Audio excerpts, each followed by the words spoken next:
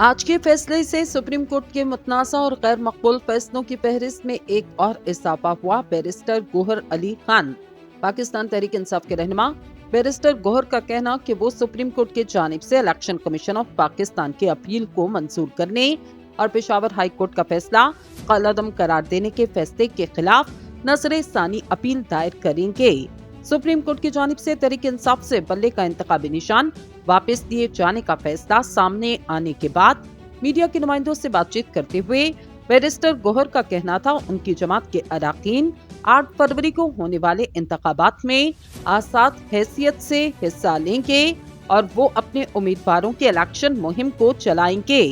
इन्होंने कहा कि इन्हें सुप्रीम कोर्ट के फैसले से इंतहाई मायूसी हुई।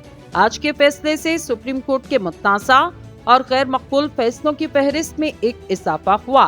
तकनीकी बुनियादों पर तहरीक इंसाफ का इंतखाबी निशान वापस लिया गया और 14 दरख्वास्त करोड़ अवाम की उमंगों पर भारी करार दी गई।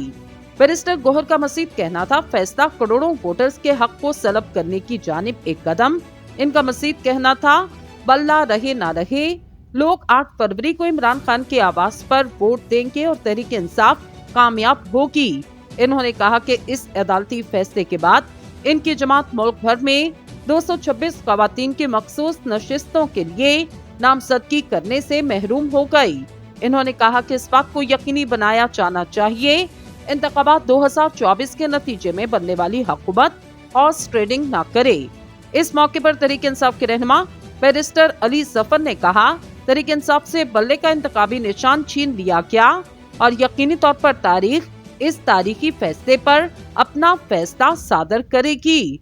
इन्होंने कहा कि चूंकि अब तहरीक इंसाफ के उम्मीदवार आज़ाद हैसियत से इलेक्शन में हिस्सा लेंगे, इसके लिए हमने पहले से हिकमत अमली तरतीब दे रखी, क्योंकि हमें अंदाजा हो चुका था सुप्रीम कोर्ट से फैसला क्या आएगा।